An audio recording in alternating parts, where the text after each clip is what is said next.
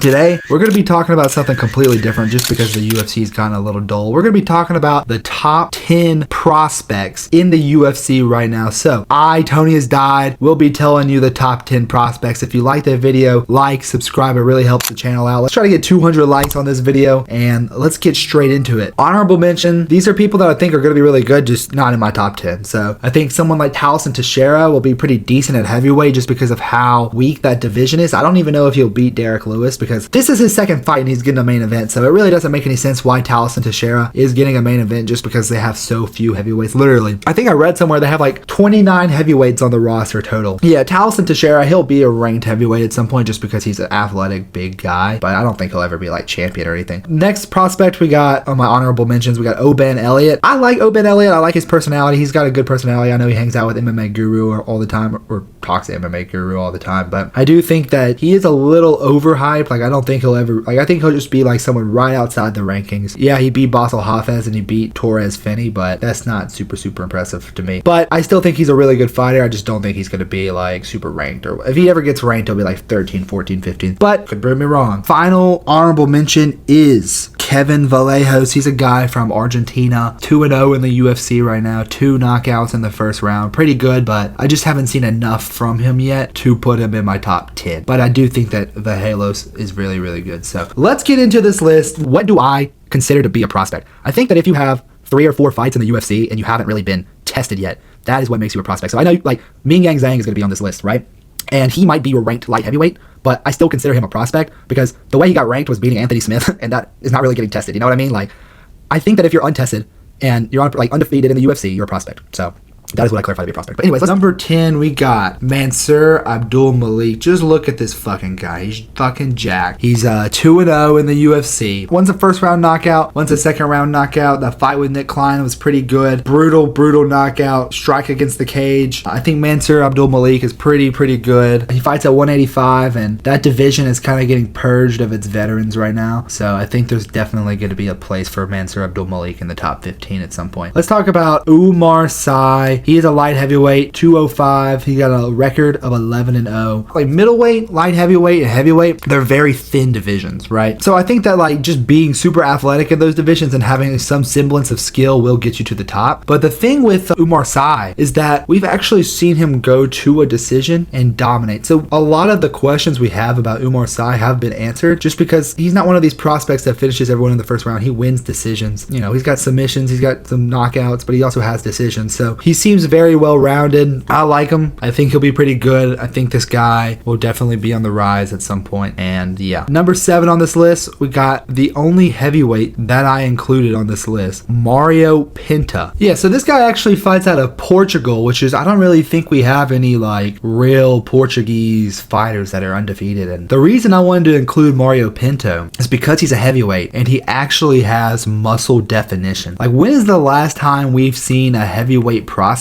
that wasn't just completely obese and a blob? This guy weighs about 240 pounds. He's knocking everyone the fuck out. He's 1-0 in the UFC, just beat Austin Lane, which is like the gatekeeper to heavyweight, which is kind of crazy, and he knocked him out. Like, Robelis to Spain, who's one of the best strikers, couldn't knock out Austin Lane. So I'm not gonna hype up Austin Lane, he's fucking terrible, but this guy just knocks people the fuck out. I can definitely see him fighting Tom Aspinall at some point, beating Marcin Tybura. Like, just tell me you can't see this fucking guy have an aura, you know what I mean? Like, just look at him. He's huge. He's 6'5". I think Mario Pinto is really good. Fights out of Portugal too, so he'll have that like unique audience. The whole country rallies around that one fighter. So I think Mario Pinto is definitely someone that the UFC is going to want to build up. I don't know why he's not getting the fucking... Why is Taliesin Teixeira getting the main event for beating fucking Junior Tapa? Let's talk about the next guy. Marco Tulio. 14-1, 3-0 in the UFC. He's pretty fucking good, bro. Spinning back kick on Dana White's Contender Series. If you watch the fight with Tresean Gore, he just looked like he hit into his flow state and he was fighting so smooth. And Tresean Gore's not some slouch, you know what I mean? Like, yeah, he's not some fucking top prospect or whatever, but he's a pretty decent fighter, you know what I mean? Like, knocked out Tresean Gore, beat Ihor Potieria. I know that doesn't mean shit in this fucking sport, but yeah, man, I think that Marco Tulio is really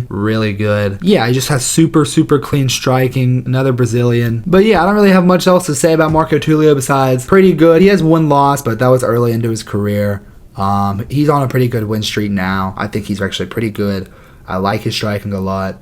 And yeah. Number 6 on my list, we have Malcolm Wellmaker, 9-0 in the UFC. Just coming off of a brutal knockout. Literally looked like Alex Pereira. The touch of death this motherfucker has. Malcolm Wellmaker brutally knocks out Cameron Simon round 1. And Simon was doing pretty good too before he got knocked out, which is what makes this really impressive, because beating Cameron Simon's not some fucking loser, bro. Simon's pretty good.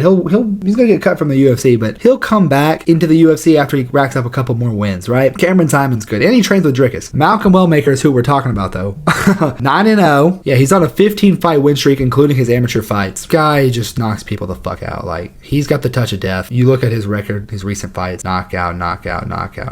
Like, I think he's gonna be good. I think the TikTok fans are gonna like him too, because he actually has some personality as well. All right, now we're getting into the people that I think could one day fight for titles or be champions. So everyone past this point, I think, will eventually fight for a belt. Ming Yang Zhang, big old Ming Yang Zhang. Glory to the CCP, glory to China, glory to Mao Zedong. I'm just kidding. Listen, Ming Yang Zhang, his record might be kind of ugly, 19-6. Like, how is this guy a prospect? He just beat Anthony Smith. I don't give a fuck. He's 3-0 in the UFC, right? He has knocked out every single person he's fought in the first round. He has brutal elbows. Like, he knows how to throw some elbows, right? This guy is legit, bro. Giant Chinese motherfucker. He's got the Chinese fan base behind him. He's 6'2". Dude, he's the mountain tiger, bro. He made Anthony Smith curl into the ball, bro. This guy is really good. I think Ming Yang Zhang is going to be a really good fighter. I think he will fight for the belt. I don't know if he'll win. Light heavyweight isn't as stacked as we think. His losses are like early in his career. I'm pretty sure he started off like with a terrible record, and then he just locked the fuck in. Started racking up a bunch of wins. And honestly, with a prospect like this, I honestly think that having some losses is a good thing, because with a lot of people like Peyton Talbot, for example, he had so much hype, right? When he finally lost, he kind of lost all of it and lost all of his fans, because he was like, he's no longer undefeated. This guy's lost before. He knows how to take an L. He's been subbed. He's been knocked out. He's gonna bounce back, bro. Even if he loses, he's gonna keep going, bro. He's gonna keep fucking going, bro.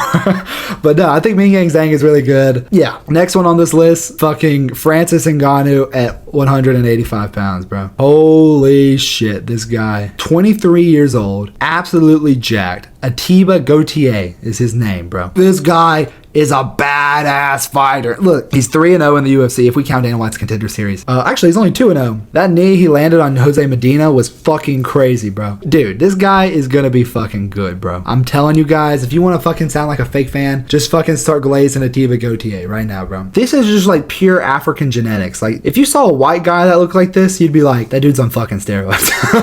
But this is just like, they're fucking getting him sauce to the gills, bro. Whatever they're feeding him over there, they need to start feeding to everybody, bro. They need to feed whatever they're feeding to Atiba Gautier. They just need to start handing out fucking, they need to go to the fucking homeless shelter and start giving the people that, bro. That's what they need to do with Atiba, bro. I mean, with his diet. We need to get his nutritionist, but enough glazing this dude's physique, bro. He's got some nasty knockouts, and he's got a fight coming up soon. I think it's actually, he's fighting Robert Valentin, that guy who just lost to Torres Finney, who lost in quotations. This guy would whoop Torres Finney, man. I might just be buying into his aura because of his physique, but I think his knockouts, and he's got some skill too. So number 3 on this list, we got Jacob Smith. This dude's a welterweight, 10-0 in the UFC, has some really good collegiate wrestling background. Now I know what you're gonna say. Collegiate wrestling in 2025, that's basically like saying that you got your balls cut off, you know what I mean? But if you watch this guy's fights, he's really good. 1-0 in the UFC, 1-0 on Dana White's Contender Series, both first round, actually one's the second round, both are knockouts. Yeah, so this guy was a 2-time NCAA national champion at Oklahoma. Dude, he's a really good wrestler is what I'm trying to say. MMA career began with a bunch of fucking first round knockouts. Fights out of Dallas, Texas. I think Jacob Smith is going to be really, really good. Number 2 on this list, Mauricio Ruffy, 3-0 in the UFC. This guy just received Knockout of the Year. Like, there's no way that someone can beat this for Knockout of the Year. Spinning heel kick on Bobby Green puts him out cold, bro. And he's got all the fighting nerds behind him as well. He's got Protez, he's got Kaio, he's got Gene Silva in his corner, you know. He's got what's the guy's name? Thiago Moises helping him out too. Ruffy, he's got the fucking anime.